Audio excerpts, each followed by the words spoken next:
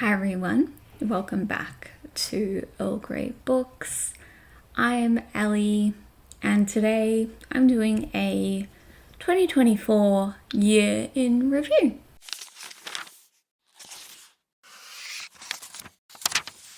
So I will be talking about how many books I read, what was my favorite, some stats around how many books I bought, genre, format, all of that. So I have my iPad down here with all of my notes and we're just going to jump straight in today. So first up, 2024 was without a doubt my worst reading year since starting book blogging in like 2010, I think it was, 2011. I read 49 books. And I know for some of you that will be a lot. And I mean, it is a lot. Like, that is arguably a lot more than the average person would read in a year. But for me, that is significantly lower than my usual. Honestly, it was just a hectic year. We moved interstate in January. I was working at a new job between February and August, and then I started 2 new jobs towards the end of this year, and it was just busy and I was having a really hard time focusing on books, and I spent most of my time this year knitting.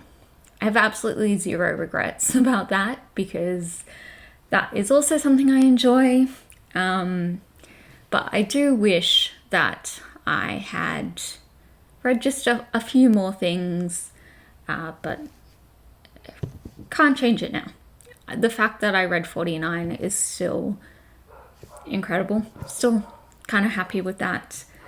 In terms of months, I actually had my best reading month in January when I read 9 books. That kind of gave me hope that I was going to do pretty well in the year. And then when it came to March, I read 1 book in the entire month. I finished 1 book. And I also had the same happen in December. It was just so much going on.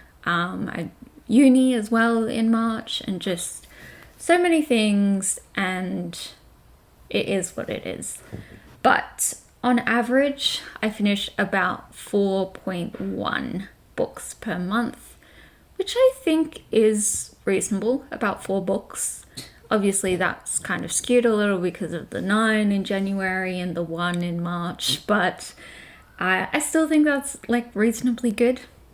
Let's talk now about my TBR.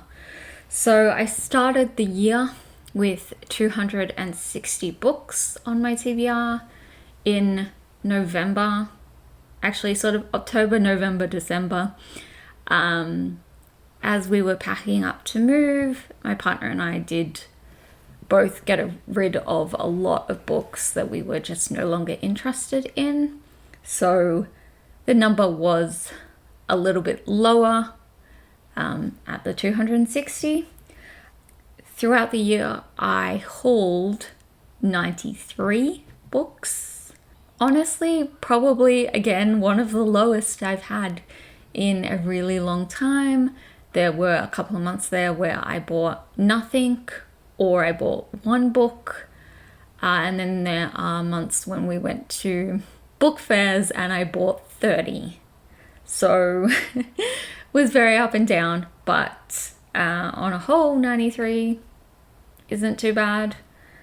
I also unhauled 32 books, including some that I bought within the year that I then tried and ended up DNFing.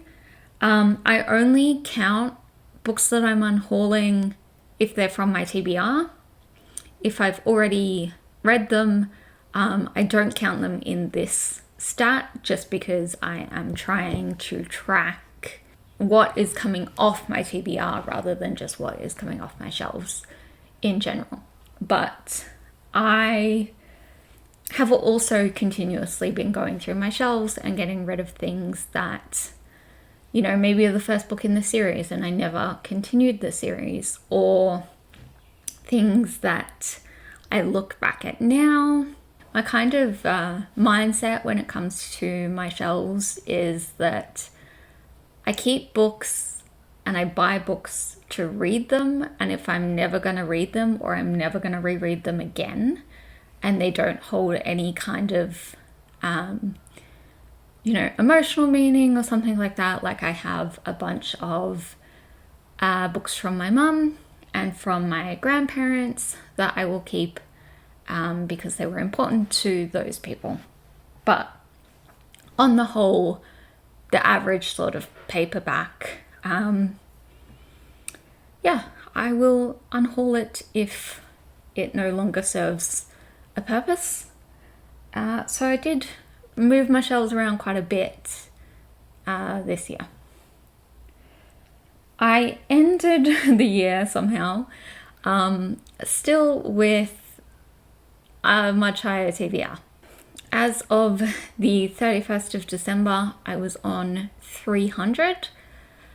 I'm not positive about this number because I have already unhauled things in January of 2025, and I feel like my numbers are slightly off because it's not really balancing in terms of things I unhauled last year, and then like my spreadsheet of books that I have on my TBR. So I think that I've either I think I've miscounted somewhere. And so I'm not 100% on that 300. I'm not going to stress too much about that until about midway through next year. And I will talk about that later in the year, but I do plan on doing a big clean out and a reorganize and a reorganization as well of my spreadsheet, and making sure that everything I have on there is something that I own, and as well making sure everything I own is on there. So tentatively 300, maybe less. I don't think there's more. I think that I have miscounted in that I have doubled up in places, so it might be less than 300. Let's talk about formats and genres next. So my most common format, this was really not a surprise to me at all, was paperbacks, and I read 26, which made up 54.2% of my reading for the year. Paperbacks are always going to be my favorite. I find them the easiest to read. I like having the physical book in my hands without it being a hardcover that is heavy and awkward to hold. And obviously a lot of my TBR is in paperback. That means if I'm reading paperbacks, they are coming off my shelves, and that is exactly, that piece of hair is annoying me. That's exactly what I want, is those books coming off my shelves. I also read one audiobook this year during Eurovision-a-thon, and that was it. I went through an audiobook phase in 2023, and I thought it would continue last year, and it didn't, and I'm still just having a hard time listening to things or finding things that I want to listen to and that I like the narrators of. In terms of genre and, I don't know, target audience, let's say, most of my books were adult, with 37, which made up 75.5% of my reading. And this mostly came because my most read genre was romance, with 30.6% books, 61.2%. Most of those romance would be adult, apart from the occasional new adult. But I feel like that line is always a little blurry. So adult is usually my forerunner, especially in a year where I've read mostly romance. Let's talk about series. So this year I read 27 books from series and no. God. I said series and Siri turned on. No. Go away. Okay. And of those 27, 21 of them, no, that doesn't make sense. Out of those 27, there were 21 different series. So there were a couple that I read multiple books in the series from. That doesn't make sense. There were a couple series that I read multiple books from in the year. That's better. I also read 22 standalones, 16 first books in series. I am trying to even that number out in terms of not starting so many and, you know, reading sequels more often. But that is kind of difficult in a year where I was pre-reading things for Babe, and I will be continuing to do that for Babe and Rare this year. And that means reading a lot of first books in series so that I can decide on the authors. Speaking of authors, I read 41 different authors within the year, and my most read was Elle Kennedy. And I read 4 of her books. I reread 2 of them and then read 2 new to me ones as well. I really enjoyed her books this year. It was nice. I haven't read her in ages. It was nice going back to those series that I read, you know, so long ago, and getting to read some new things from her as well. Okay. Right, we're down to our last 2 stat sort of things. My longest book was 646 pages, and that was Fourth Wing. And my shortest was 129 pages, which was Did the Greeks believe their myths? Which was a uni book that I doubled up for Eurovisionathon with. And then finally, last but not least, let's talk about my worst and best book of the year. So my worst book was so easy to pick. I didn't read that many things this year that I actively really disliked. There are a couple of things that I didn't finish, but nothing that I really hated as much as I hated The Atlas Paradox by Olivia Blake.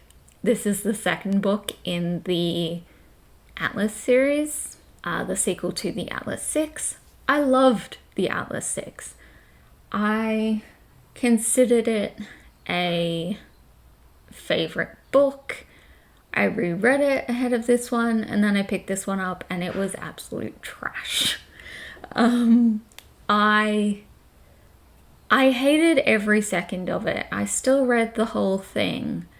I just kept waiting for it to get better. It just didn't. I found that I don't remember a whole lot about it, but I do remember one of the things that annoyed me the most was that basically every character, almost like gets with every other character, but in a way where it's just kind of like constantly like, it's like they're in rotation. Like they're just constantly like moving on from each other with other people, and no one really has a... There doesn't feel like there's any tension or closure because it's just like constantly moving. There's no time for relationships to build. And it wasn't like that in the first book. I felt like in the first one, there was that kind of build up towards like, oh my God, is this gonna happen? And also I didn't like most of the pairings. I had the pairings I liked, which I don't think any of them happened. And so I just felt disappointed in this. I tried to read the third book in the series and then literally got a couple of pages in and was like, I'm not putting myself through this again. I can't do it. So that was definitely the worst book of the year for me. As for the best, I have two options, which I love. Like, I feel like the harder it is to pick your favorite book of the year, the better the reading year you've had. In terms of like, if you have a few that you're like, I can't pick between these ones. So I narrowed it down to two, and I couldn't pick between these two. But the first one was Daydream by Hannah Grace. I know this series is kind of... It's very just divisive, I think, in that you either like it or you don't. I love this series. I loved Icebreaker. Wildfire was... I still enjoyed it, but I didn't love it quite as much as Icebreaker. But this one, I think, is my favorite of the three. I love Henry. He is amazing. I just loved this so much. It just hit all the right notes for me. It was so adorable and just fun, and I just had such a great time reading this. It was a standout book of the year. Like, I still think about it constantly, and there's been a couple of times within 2024 since I finished this book that I'm like, I could reread Daydream. I could do that. And I likely will. So that is one. The other one was kind of a surprise, and that was Beautiful Things by Emily Rath. So I feel like most people know Emily Rath for her ice hockey series, the Jacksonville Rays. I have read a bit of that first book. I didn't love it. I'd be willing to give it another go, but at the time just wasn't really feeling it. This one, however, is a historical romance. I have not been reading historical romance probably for maybe like a year and a half now. I just haven't really had any that I've enjoyed beyond the Sabrina Jeffries that I've been rereading. But she's one of my favorite authors, so that one wasn't really surprising. But this one really surprised me. It really grabbed me. I loved it. This is also a poly, just like the ice hockey one. And yes, it's Regency. I had such a fun time with this one. This one, to me, it felt kind of, I mean, not to make the comparison, but it felt kind of, you know, spicy Austen in terms of the characters are kind of witty and there's some like really ridiculous characters and it's fun, but it also, you know, it has those sort of deeper moments as well. And it was just so nice to enjoy a historical romance again. And I read this one so quickly. I will definitely be rereading this one as well. And I am hoping to purchase this one and the second book in the series and just scream about them forever. So that is everything that I've got for this video. I would love to hear how your reading year went, what you enjoyed, what you hated, anything at all. And I will see you all next time when I talk about my 2025 reading goals. So I'll see you all then. Bye.